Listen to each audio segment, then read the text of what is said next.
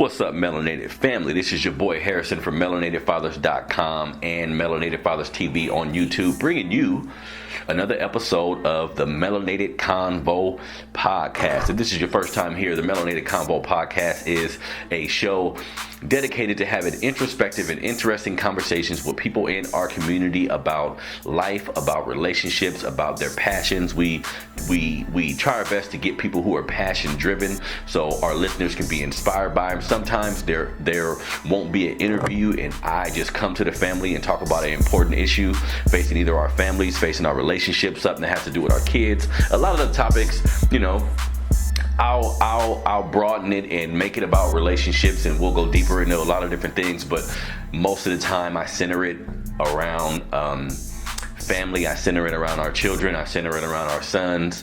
Being a father of five myself, a part of my platform, Melanated Fathers of America, the big part of the inspiration behind that platform is just my experiences as a father, everything I've been through, everything I've done wrong, everything I've learned from. So I try to take those experiences, infuse them into the website, and not just the website, but the show as well. Also, on the Melanated Convo podcast, I am a big proponent of black businesses. I'm a big proponent of economics, understanding that, if we improve our economic standing in this country, it'll do a lot to improve our social political standing. It'll improve where we stand educationally. So black businesses and just educating ourselves and our children about how to do these things, I think is imperative in our stability as a society, especially black folks in particular.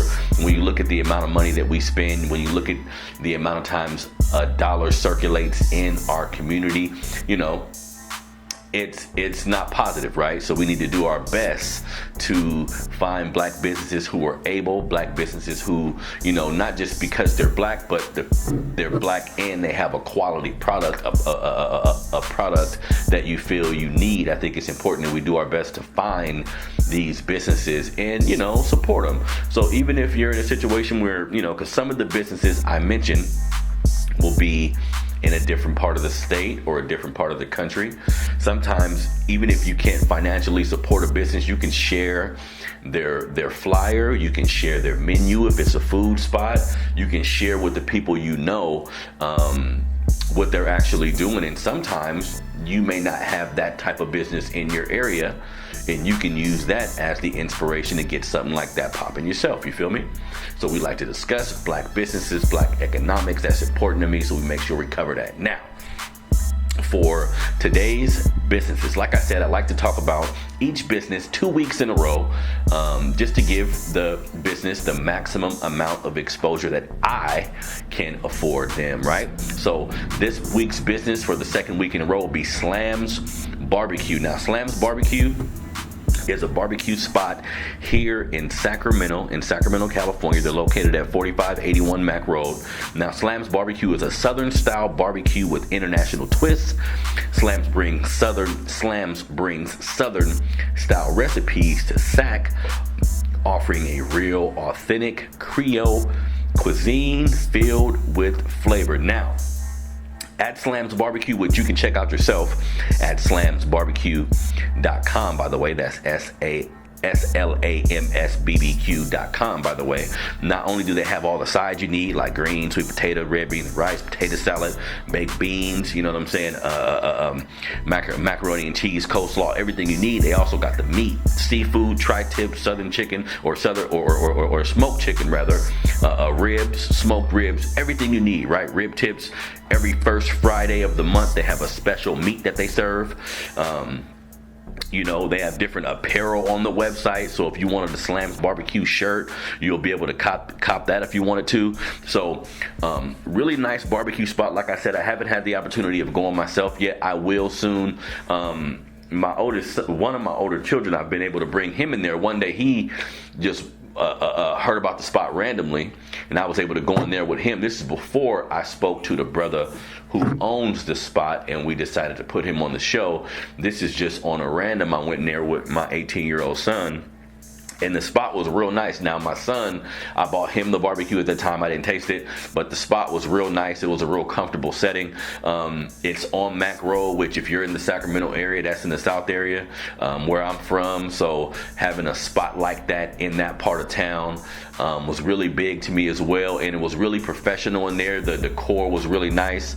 So, you know, I just want to see the brother be successful, man. So if you're in the Sacramento area, please go to Slam's Barbecue, 4581 Mac Road. It's in the Valley Shopping Center. They have different samplers, so if you don't know which meat you want, or if you don't know if it's what suits your taste buds, you can get one of the meat samplers where you can sample some seafood, sample some chicken, some tri-tip, get all that in there, you feel me? But it has a real Creole feel to it. With my family being from New Orleans, I'm gonna have to go in there and give it a shot. So if you're in the Sacramento area, man, please go to Slam's Barbecue, 4581 Mac Road. If you go and eat, comment, man. Go to Yelp, go to Google, comment about how the food tasted. Do a video about the food. You feel me? When we look at like Popeye's chicken and how black society was able to provide that company with that much exposure, we got to realize how powerful we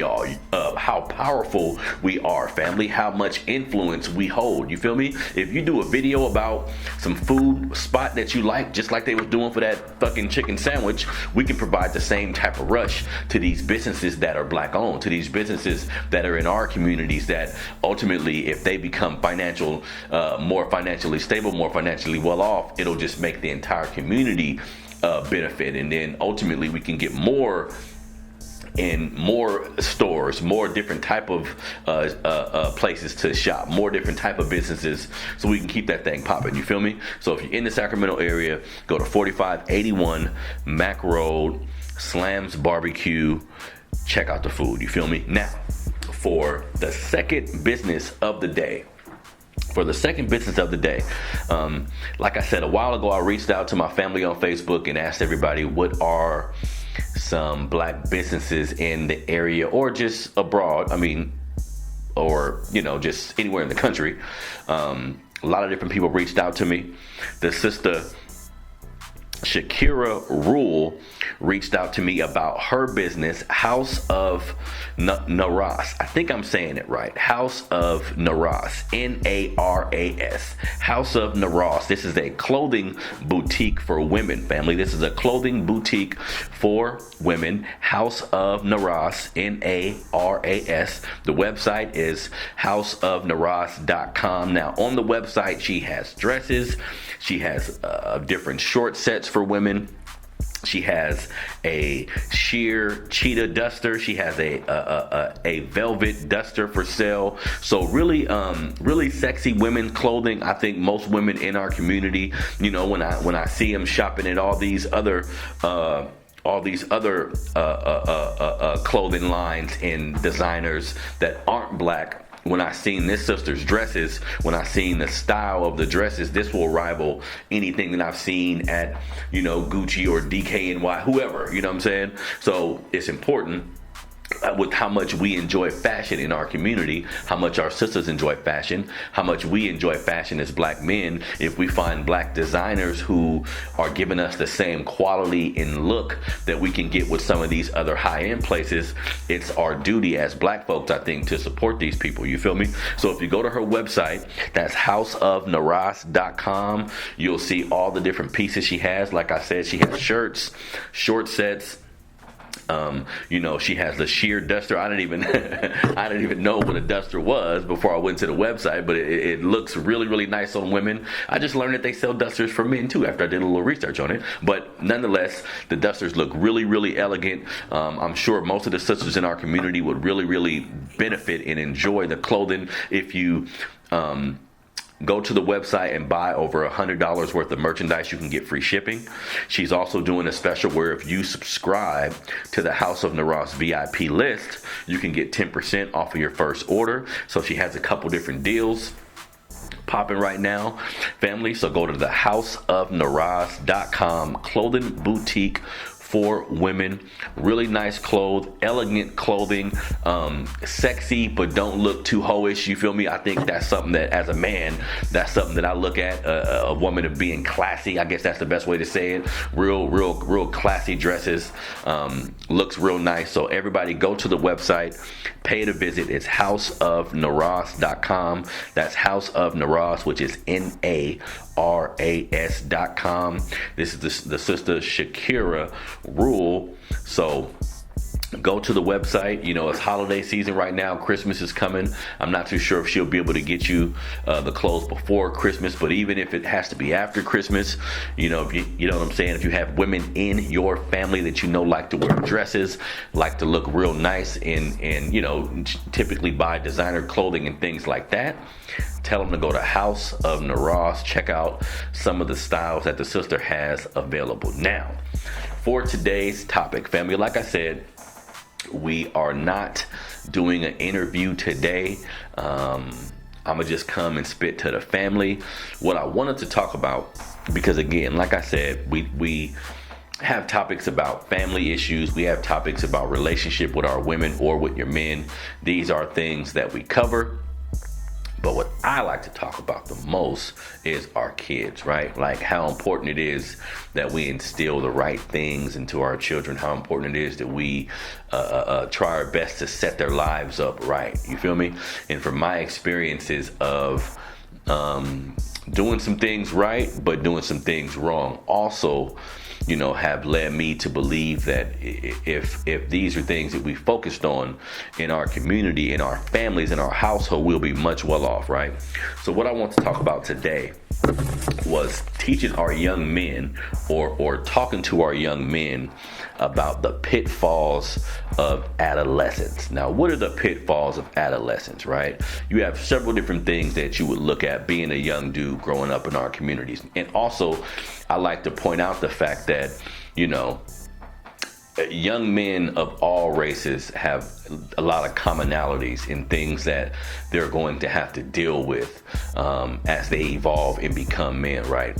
But it's important that we highlight the fact that in our community, in the black community, the melanated community, you know, black society, we are faced with a different set of circumstances that I think as black parents, it's important, it's imperative actually, that we inform our children of these differences, to know that, you know, being a young black man in America, you're viewed as an adult from the time that you're 10, 11, 12, 13 years old, depending on how big you are. So you're not really afforded some of the luxuries. You're not really allowed to make some of the mistakes that some of your counterparts would be able to make, right?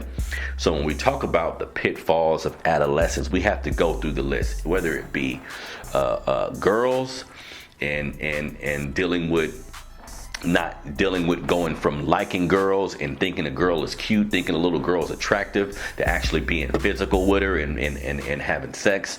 That's something we need to discuss. Whether it be they evolve into the relationship with a girl and we see what type of young man they're going to be in a relationship, whether it be a player, whether it be a young man who decides to be with just one little girl but puts too much focus in it, so it kind of takes away from school. It can be the pitfalls of trying weed, right? Beginning to drink with the prescription drug epidemic that we're facing in our communities. It's important that we talk to our kids about that too, about the oxycodone, all the different type of Valiums that they take in, that's typically reserved for prescription, but as we see with a lot of these young men, they're taking drugs and they're actually dying from it too, right? So we're dealing with a lot of different shit out here. A lot of it is very similar or the same as when we were young. You know what I'm saying? They was dealing with a lot of the same shit, but this generation, everything has been heightened, right? So it's important that we kind of go through this with our sons, and in my opinion, you start at a young age. You start when they're 10, 11, 12, talk to them about these things. And I think it should start with conversations about their future. Like, they have to be interested in their future, right? They have to be inquisitive and positive about their future, about what they can be. You have to have conversations with them about where they see themselves, making sure that you're doing this in the most realistic fashion possible, because we know when we talk about our children creating a future and deciding what they want to do with themselves, sometimes in the black community, not all the times, but sometimes, we have to be honest, we'll have sports at the top of that list or some form of entertainment at the top of that list. Excuse me, but I think it's up to us as parents, to kind of broaden the spectrum to include different things that have nothing to do with athletics, whether it be a lawyer, whether it be a doctor, you shooting for something high like that, whether it be a business owner of some sort, whether it be some type of fashion they want to get into, whether it be real estate they want to get into. We can kind of open up the floodgates for all these different things. And I think when you set the tone and, help them value their future, then when you tell them things about avoiding sex avoiding sex in a particular way, avoiding dealing with women in a particular way, avoiding dealing with drugs in a particular way, I think when you have the conversations with them about how important it is to be careful when dealing with those things, I think the foundation of that is letting them or bringing to them the reality of how important it is for them to think about their future, right? And for all of us out there, all my men, I'm speaking to all my fathers now, for all my fathers out there, if you are in a situation where you've had more than one baby mama, or you're dealing with a situation where you didn't set up your life in a way that was conducive to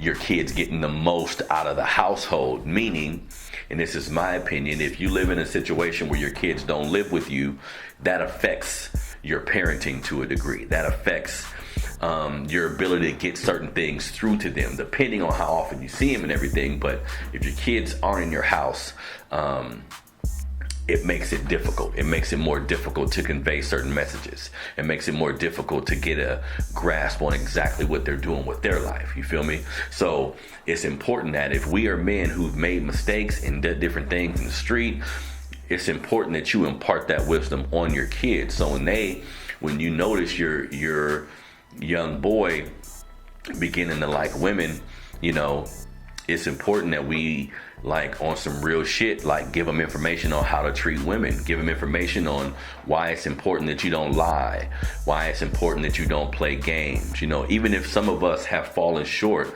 and not been able to successfully execute some of them things ourselves, it's important that we still take the fact that we understand the pitfalls of that. We understand the negative effects some of those things have had on our life.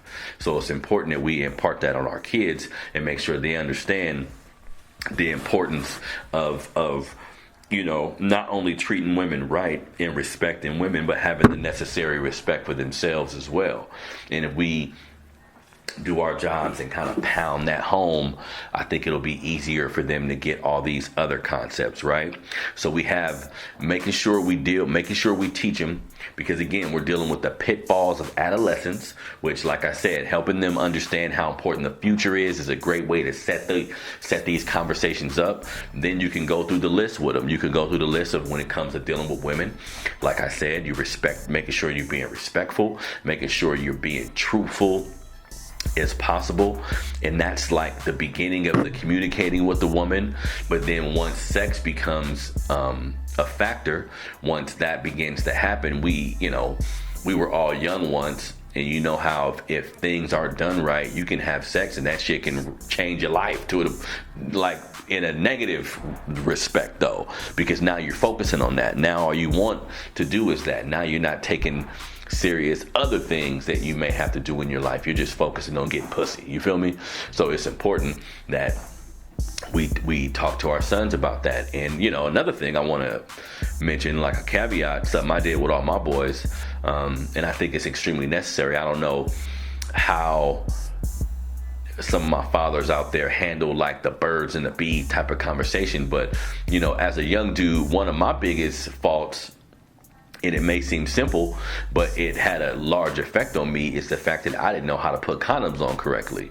So for a while, I wasn't using them simply because I didn't know where to go to learn how to. My little pride was too prevalent, and I didn't think that was important. Like, I didn't put in enough importance on that process. So as fathers, I think it's important that we get bananas and show our kids how to put condoms on correctly. It may seem like something simple, but some of this shit we don't want to allow TV or society or one of their friends to kind of impart this kind of wisdom on them when we can do it ourselves, right? So it's important that we showing them how to do that, but also, like I said, when it comes to relationships, it's important that we, once sex becomes a thing, that we have these ongoing conversations with them about, even though you may feel like this woman, this girl you just met is your everything and you guys gonna be together forever, it's important that they understand how relationships work and how there's a good possibility he's not gonna be with this girl forever. So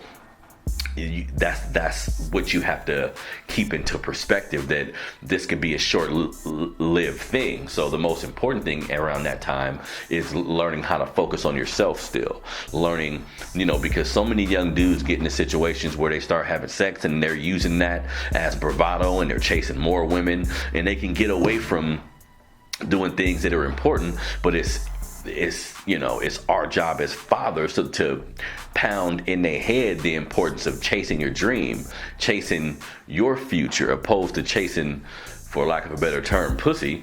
It's important for them to realize how chasing whatever dream they have, whether that be the school they want to get into, whether that be the type of job they want to have, and as young dudes, we don't realize that chasing your dream is really the best way to get the woman that you want. It's the best way to put yourself in the best relationship scenario for your future, right? Is using your young days, using your adolescent time in your life, using your early 20s, all these times to kind of build upon what you want to be, kind of build upon where you want your future to go, opposed to convoluting that with, and this is my opinion, when you are young and you focus too much on a relationship, when you focus too much on a woman, that kind of gets you away from focusing on your future, focusing on the things that really you're going to need to provide for a woman in the future anyways, or you're going to need to provide for your family or your household or whatever. You can't spend your younger years focusing too much on the physical aspects of relationships, where it's much, much more to it. And you can make mistakes in your younger years that makes it extremely difficult to get to where you want to be in the future, i.e. having kids, i.e. certain sexually transmitted diseases, you know what I'm saying?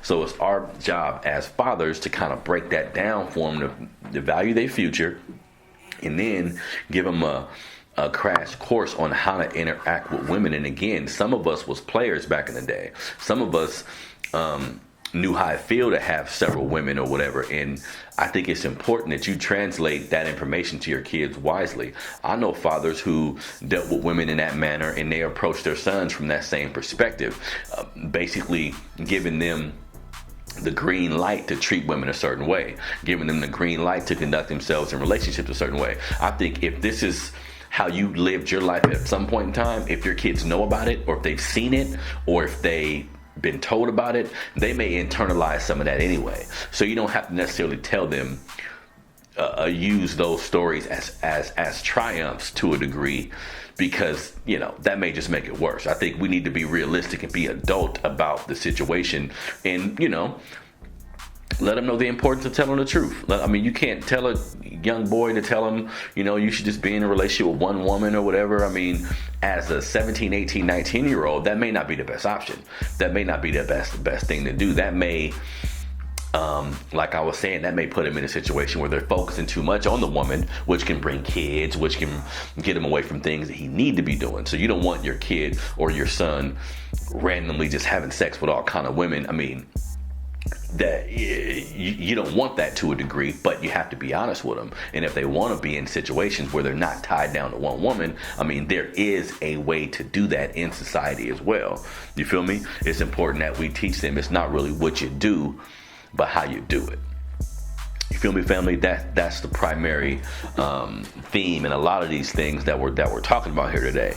So caring about your future, conducting themselves the correct way with women and with relationships.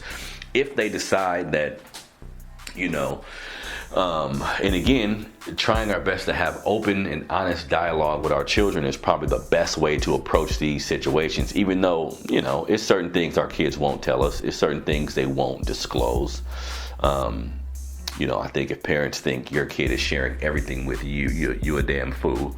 It's certain things they keeping from you. But when it comes to all these topics, it's important that we at least bring them up and try to let them know that they can come to us and they can be as open as possible. So the next thing I would say is if you notice your kids are doing drugs, i.e. weed, or like we were saying a little earlier, the prescription drug, which is even worse, has an even deadlier effect than marijuana. You know what I'm saying? That's definitely a fact. So it's important that you talk about those prescription drugs. Talk about if your kids listen to hip hop, if hip hop is something you guys kind of listen to in your household, make sure you use some of these young brothers who are overdosing on these drugs. Make sure you use that as an example. And again, this is also something that should be handled on a case-by-case basis, because some young high school kids smoke weed and at the same time still remain focused, still understand the importance of doing certain things. But in my opinion, as a high school kid, that's rare. You feel me? That's rare. So if, kids are going to do what they're going to do, but again, it's our job to educate, right? So you got to educate them on the effects of weed too. Some teenagers think you can smoke weed, and just because it doesn't have the effects of a fucking heroin or lean or some of these other drugs that makes it extremely difficult to get off and has an extremely adverse effect on your body when attempting to get off. That doesn't mean it doesn't have negative effects. Even though it's legal, it's becoming legal in all 50 states. I think it will be soon. As a teenager who doesn't have a fully developed brain yet, it's important that they understand that they can still be addicted to weed. They can still get to the point where anything positive they were trying to do, anything they were motivated to do that was gonna lead them in the right direction, they may not be as interested in doing that shit as much if they become addicted to weed, right? Now again, there isn't the type of negative effects to your body where you're throwing up or you're visibly affected when you don't have it, but it's still a drug nonetheless. Again, this is a debate sometime whether it is the drug. I mean, shit, it is a drug. The amount of THC that's in weed now that we fuck with, it wasn't the same as when we were younger. So we got to factor that into it. And depending on the personality of your kid, they can very well become addicted to it to the point where they become like less motivated to do what they need to do in their young life, because kids have a lot on their plate and they haven't matured enough to learn how to handle a lot of these things. So weed at times can just make that more difficult for them. And also, depending on how susceptible they are to the weed and how they how their body takes it, it can be a gateway. When people say gateway drug, I think gateway may be the wrong word to use, but it does make in my opinion, it does make you susceptible to other drugs, meaning you feel the effects of weed and think, okay, if I done weed, then I can do this too, or I can do that drug too. You see what I'm saying? So that can lead your kid to other things also. So it's important to have open dialogue about it. It's important, if you see your kid high, if you see your kid been smoking, you got to address that shit. You can't make them feel like it's, in my opinion, you can't make them feel like it's cool, even if you are in a situation where, like I was just saying, we understand our kids to a degree is going to do what they want to do. But even with that being the case, you still have to express your displeasure in things. You can't just say, okay, they're going to do what they're going to do, so fuck it. I'm not going to talk to them about it. I'm not going to treat it like it's something negative, because kids don't know. Even if you got a 17, 18, 19-year-old, like I was saying, family, their brain ain't fully developed yet. So they don't know the negative effects that what they're doing to themselves may have on their future or on what they're doing at the time. You see what I'm saying? They don't have the hindsight or the ability to see these things. So that's what makes our job as parents so important. And like I was saying at the beginning of the broadcast, in the Black community, our kids don't have the leeway as other children to make some of these mistakes. We are immediately treated like adults. Young Black boys are treated just like men in society, whether it be the judicial system, whether it be the educational system. We're kind of treated that way in society. So it's important that we talk to our kids about this. Now also, so we talked about the girlfriends, we talked about being a player, the sexual experience and how to manage that. We talked about if they decide to start fucking around with drugs. And also, we need to be honest and have conversations about the streets, right? If you have a child that decides to involve themselves in certain levels of street activity. And like I said before on other broadcasts, that when things like that happen, you also have to look at yourself. You also have to look at the resources and the structure that you have or have not been able to offer or over the duration of your children's life. That has something to do when a kid goes out and searches for finances, basically. It can be them feeling the need for money. It can be them being a follower. It can be the environment that you're raising them in. So, of course, you're taking these things into consideration, and this should help you when dealing with them and creating the perspective that you need to help them navigate that situation. But ultimately, if you have a kid that's involving themselves in street shit, whether it be involving themselves with a gang, whether it be selling drugs, whether it be pimping, whether it be all this other shit, we need to understand that ultimately that's going to lead them down a road of either being dead or in jail, ultimately. Because if we can remember all the street dudes that we knew, typically they run in the street, don't really last that long. And that's if you ballin'. You see what I'm saying? Because a lot of these young dudes these days will involve themselves in the streets, not necessarily because they're making a whole bunch of money, but because they don't want to work for the white man, as they say, or they don't want to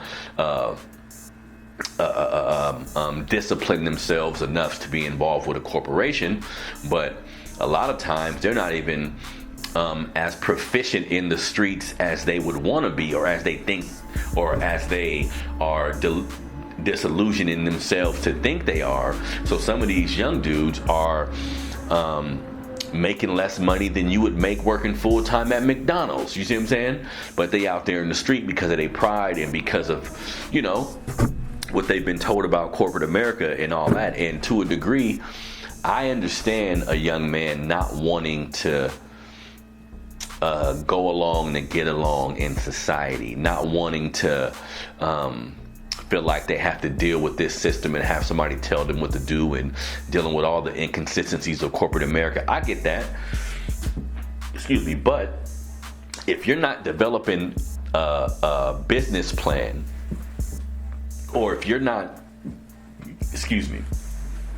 someone who has a high level of business acumen, if you're not headed in that direction, then what you're doing can be all for nothing.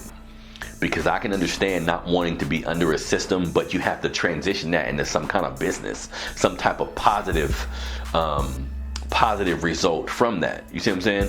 Too many of our young men are involving themselves in the street, and the effects of it is ruining their life, whether it be unfortunately dying or being sent to the penitentiary, where they're spending years of their life out of society, almost like forgotten individuals to a degree.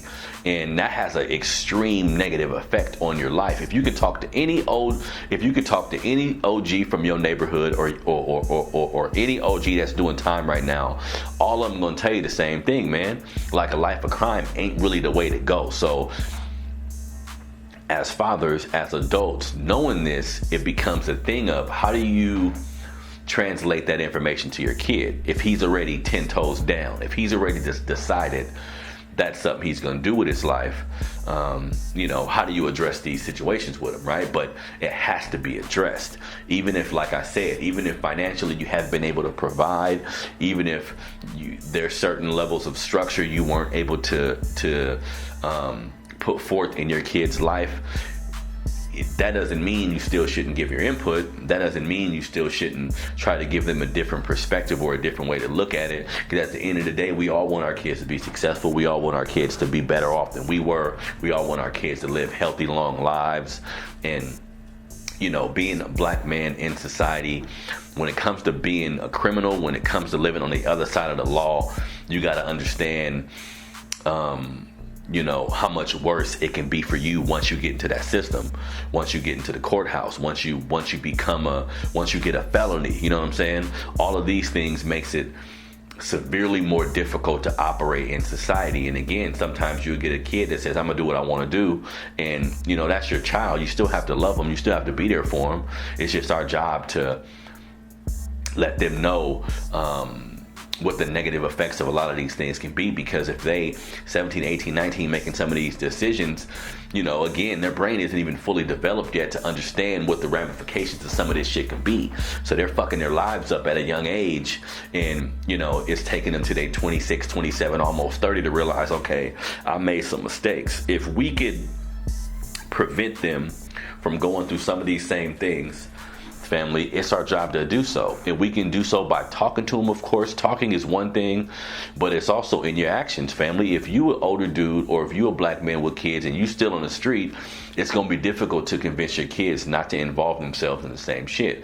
You see what I'm saying? So you got to be at a level in your life where you're evolved to a point where you're doing something positive. Now, the amount of money you make, how successful you become at whatever you're doing, that's another conversation, and that should be something you're focusing on too. But at the end of the day, if you're moving in a positive direction, if you're moving away from something that has been really tumultuous in your family, or has been like a extremely negative thing that's happened in your family, if you're moving away from that into something more positive, that's a great thing, family. And that's what all of us should be striving towards, right? Because in my later years in life, as I'm getting closer to 40 years old, I begin to realize, like, from a historical perspective, when you look at white supremacy, when you look at racism, this country has definitely did a number on us. But as an individual, you can make choices too. You feel me? Once you become aware of things, and this is my opinion, family. Once you become aware of things, once you become aware of historically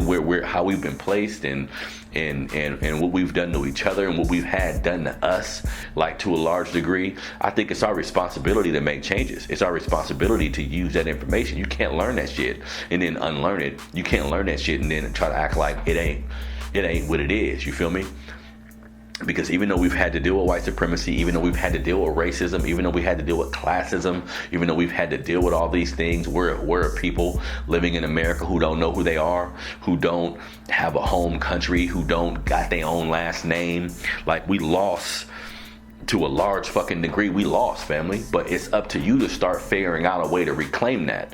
It's up to you to start figuring out a way to not participate in the bullshit if you can help it. You feel me? In any way you can do that. That's why I made it a point to call my platform Melanated, as referencing melanin, the chemical and the byproduct of what we are as people. I made it a point to define myself for me. I'm not, allowing society to define who we are is part of the problem, family. That's part of the reason why we're in the situation we're in. When we call ourselves black, calling ourselves African American, we use these. I use these terms too, just in common conversation, to be a little more relatable to people at times. But at the end of the day, we have to define who we are.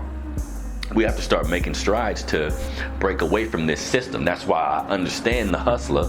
I understand the dude in the street who is rejecting everything corporate America, everything westernized culture. I get it, but there's a way to do that. You feel me?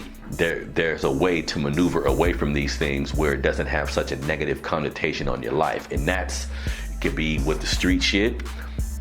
That could be with drugs that you deal with.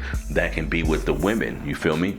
So like I was saying, family, it's really important that we teach our young men about the pitfalls of their adolescence, because there's certain mistakes that you can make as a teenager that'll follow you for the rest of your fucking life. And that's what we don't want, right? We want to, because we're all going to make mistakes. We all going to do stupid shit at times, but it's really imperative as parents that we try to teach our kids to minimize those mistakes. And, you know, if it is something that happens, it's something that we can move on from immediately, that we can learn the lesson from and move on immediately. If you have a child, if you end up going to jail, if you get fucking herpes or some venereal disease that won't go away, shit, these are things you're gonna have to deal with for the rest of your life. You feel me? And sometimes, you know, because I was hard-headed, man. You know, it was difficult. I didn't have my pops in the home, and I think, of course, that would have helped. But at the end of the day, I was hard-headed, and I was like on a mission to do what the fuck I wanted to do. And you know, it's important that we talk to our kids about that, man. That we be the best example possible of what we're talking about. But at the same time, if it's things that we have fell short on ourselves, if your kid is around you, they're going to see that. So you need to tell them. You need to talk to them about it. And not create the elephant in the room where you telling them some shit you don't even do, or some shit that you haven't even attempted to do. You see what I'm saying? So it's important, family. It's important that we take our young men, because they grow up so fast, man. If your son is 9, 8, 10, 11 years old, he's going to be 16, 17 before you know it. So we need to spend those adolescent years, those younger years, imparting wisdom about all these different topics. When we're in the car with them, riding different places, when we're at home, you know, of course, we're going to relax, and you're going to allow your kids to watch TV or their phone, whatever type of entertainment that they find themselves using. But at the same time, you need to have real conversations about real shit that's going to affect their life. You feel me? And these pitfalls that they can find themselves in is definitely different things that we need to discuss with our children, family. And that goes for fathers.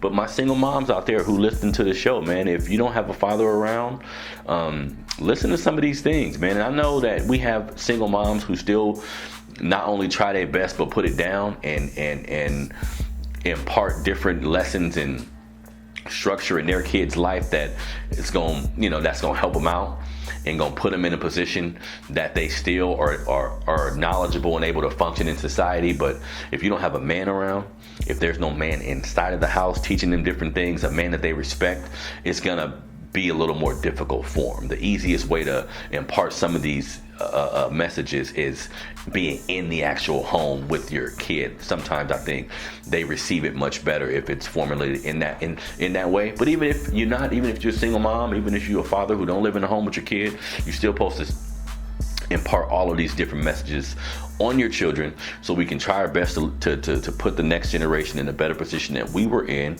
Because like I said, if we are men who was players in the day, if we treated women a certain way, if we did certain shit on the street, it's our duty to discuss these things with our kids and be as honest and transparent as possible. You feel me?